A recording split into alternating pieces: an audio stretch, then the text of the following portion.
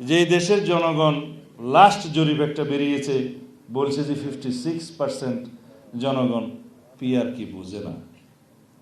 তার আগে আরেকটি সংগঠন থেকে একটা জরিপ দিয়ে বলছে 70% লোক নাকি পিআর চায়। তাহলে 56% জনগণ যদি পিআর কি সেটা নাই বুঝে 70% আপনারা কোথায় পেলেন যে পিআর চায়? এই সমস্ত বিভ্রান্তিকর বক্তব্য দিয়ে জাতিকে বিভ্রান্ত করা ঠিক নয়। যাদের উদ্দেশ্যে বলছি তারা নিশ্চয় বুঝতে পারছে। এখন কেউ কেউ বলছে যে নির্বাচন দেওয়ার এখতিয়ার নাকি সরকারের নাই, এই কে যেন লিখে দিল এটা। তো নির্বাচন দেওয়ার এখতিয়ার কার আছে? নির্বাচন দেওয়ার এখতিয়ার কি কোনো একটি রাজনৈতিক দলের আছে? বলে যে কোন আইনে নির্বাচন হবে। এখন আইন কোনটাতে নির্বাচন হবে সেটা তো জানা উচিত। আর কেউ বলছে এই সরকারের এই সংবিধানে নাকি কি পদ্ধতিতে নির্বাচন হবে সেটা বলা নাই। জামাত ইসলামের একজন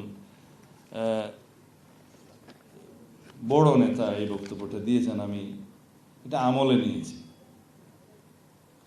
বলে যে নির্বাচন হতে হবে সেটা বলা আছে, কিন্তু পিআরে হবে না কোন পদ্ধতি হবে সেটা নাকি বলা নাই সংবিধানে। এতদিন আমার পাশে বসছিলেন, আমি মনে করছিলাম কিছু জ্ঞান অর্জন করেছে। তো আমি সেই জন্য বলতে চাই আপনারা কনস্টিটিউশন খুলে দেখেন আর্টিকেল 65 সাব ক্লজ 2, এখানে লেখা আছে একক আঞ্চলিক নির্বাচনী এলাকা হইতে প্রত্যক্ষ নির্বাচনের মাধ্যমে আইন অনুযায়ী নির্বাচিত 3 সদস্য সংসদ সদস্য লইয়া সংসদ গঠিত হইবে। জাতীয় সংসদ আইন অনুযায়ী কি? সংবিধানকে অনুসরণ করে যে আইনগুলো প্রণীত হবে নির্বাচনের জন্য সেই আইন।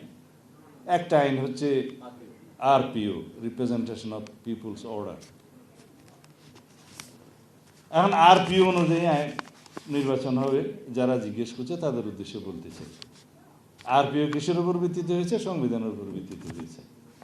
সরাসরি নির্বাচন কিভাবে হবে বলা আছে আর্টিকেল 65 সাবসেকশন 2-তে, যে প্রত্যেকটি আঞ্চলিক নির্বাচনী এলাকার জন্য প্রত্যক্ষ ভোটের মাধ্যমে যা 300 সংসদ সদস্য লিয়ে গঠিত হইবে।